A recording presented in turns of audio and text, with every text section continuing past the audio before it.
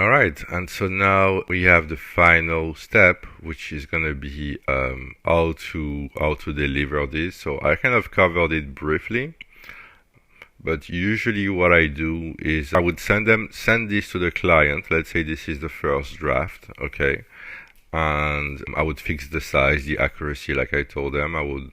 But that's about it. Like the first deliverables I usually send to the client are more focused on the accuracy.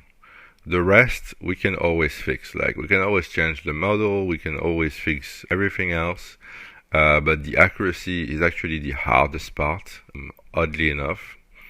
But it is. Okay, so basically I would send this draft to the client.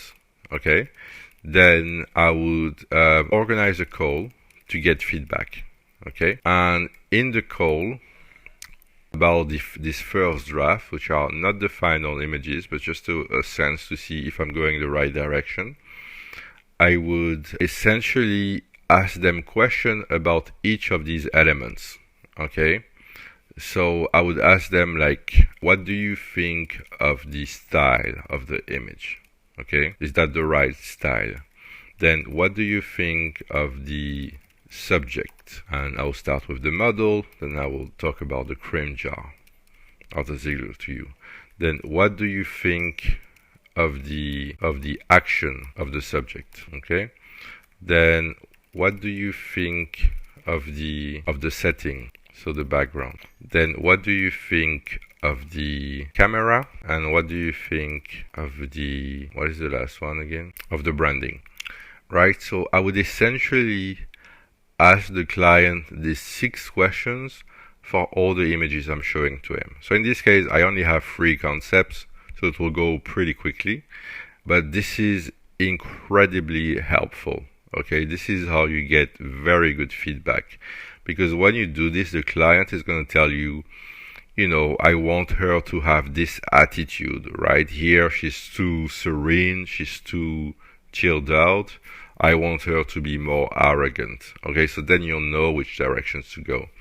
Or, you know, I want her to hold the sun cream only with one hand, not 2 hands, for whatever reason. Okay, and these are things, if you don't get structured feedback like this, you might miss. Okay, and that's it. Now the client is going to give you very good answers, and hopefully by then your first round you have fixed the accuracy.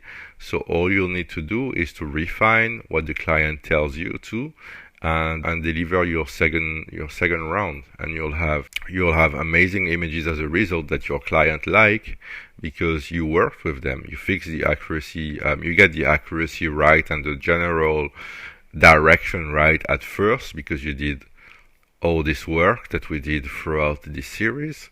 And then all you need to do is then refine and then deliver.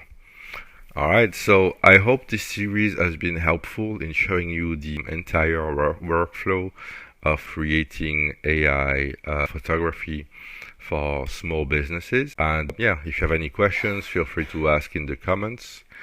And or reach out if you want to learn more about AI photography for small businesses, or about my product design and everything we do here.